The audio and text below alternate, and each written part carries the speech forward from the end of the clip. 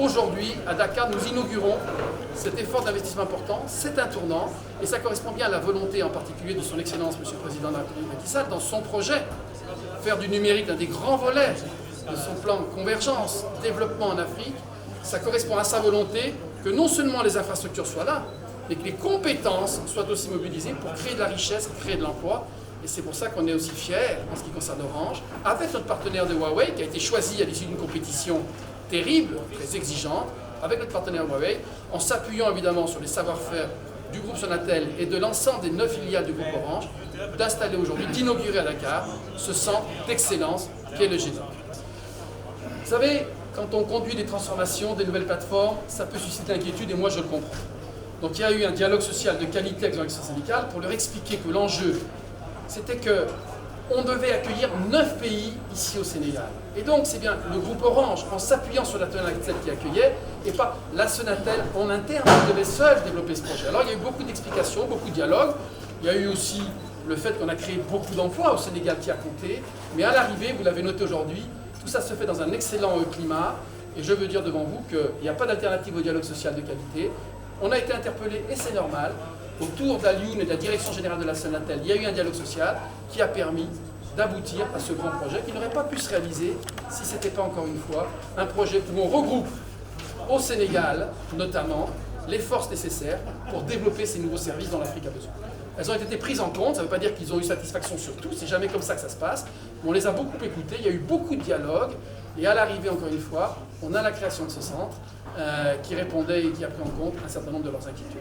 Là, les autres, c'est beaucoup de recrutement sur place, donc d'emplois qui ont été développés au Sénégal, et puis aussi, et c'est très important pour moi, ce sont des collègues du Mali, du Cameroun, de la Guinée, qui viennent s'installer à Dakar, pour qu'on puisse dire aussi, parce que du côté des autorités du Cameroun, de Guinée, du Mali, c'est important de se dire que ces compétences-là, même si c'est à Dakar qu'elles centre, il y a des Guinéens, il y a des Maliens, il y a des Camerounais qui vont bénéficier des compétences nécessaires. Donc ils viennent aussi des différents pays, ils vont s'installer ici et ils participent encore une fois du caractère très international de ce centre.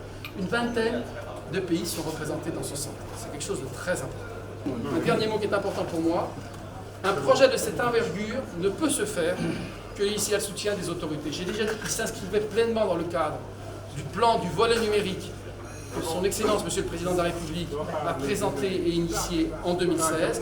Mais il s'inscrit évidemment en pleine application avec le collègue, son Excellence, Monsieur le Ministre des Télécommunications, ici représenté par son directeur de cabinet, et le soutien du ministère des Finances, il faut le dire, qui a aussi créé les conditions pour que nous puissions investir dans les meilleures conditions ici au Sénégal.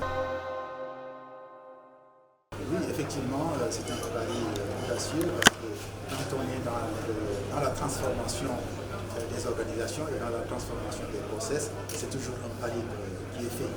Et le secteur des télécommunications aujourd'hui, en particulier Orange, Sonatel a fait un pari sur la transformation. C'est la raison pour laquelle je confirme effectivement cette phrase. Alors, l'un des points de la stratégie Sénégal 2025, c'est d'abord de confirmer le leadership du Sénégal dans le domaine des télécommunications et globalement du numérique. Et l'installation du GENOC à Dakar montre que le Sénégal reste et demeure un hub puisque ici, dans ce GENOC, on supervise le réseau de 9 pays. Cela le positionne le Sénégal, s'il ne l'était pas déjà, comme étant un lieu de concentration de la supervision des réseaux, mais aussi un lieu de concentration de l'expertise africaine en matière de télécommunications. Écoutez, c'est un projet, pour nous c'est un tournant pour notre pays, parce que c'est la première fois qu'un centre de supervision de cette taille, de cette importance est installé au Afrique de l'Ouest. D'habitude, tous les Américains, dans les pays où nous sommes présents, supervisent le réseau de centres comme celui que vous avez visité ce matin, mais qui sont localisés à Bangalore ou à Shanghai ou à Shenzhen en Chine. Et c'est la première fois que ce centre est installé au Sénégal. Si vous vous rappelez bien, dans le plan stratégique de l'État, le PSE, dans le volet télécom, l'État encourage la création de ce qu'ils appellent les business process outsourcing, c'est-à-dire créer des des entités qui puissent développer des services au profit d'entreprises qui sont à l'étranger.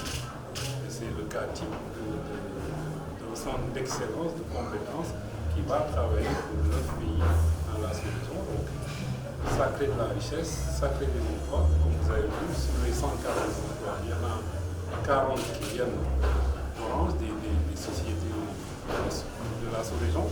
Mais les 100 autres, c'est des techniciens et ingénieurs généralement du Sénégal. Ça crée aussi de l'emploi pour les techniciens et ingénieurs sénégalais. Donc c'est une réponse concrète à l'ambition de l'État de faire en sorte que le secteur des télécoms et des technologies soit un secteur créateur d'emplois et de richesses. C'est vraiment un exemple concret. Nous avons progressé dans la compréhension en ce sens qu'un certain nombre d'agents qui sont partis aux zéros, ceux qu'on a vus ce matin, sont quand même très contents d'abord de l'environnement de travail, des conditions de rémunération et puis surtout de la capacité pour eux à développer des compétences sur des technologies qu'ils n'avaient pas auparavant dans leur pays d'origine, y compris au Sénégal. Parce que quand on gère les réseaux de 9 pays, on passe aussi beaucoup d'autres technologies. Et Huawei, à qui nous avons confié suite à un appel d'offres ce projet-là, assure aussi la formation de ces personnes-là sur toutes les technologies. Je crois qu'il y a un pas d'effectué et je pense qu'on convergera tous sur le fait que c'est l'intérêt du Sénégal au-delà des intérêts particuliers de chacune des entreprises.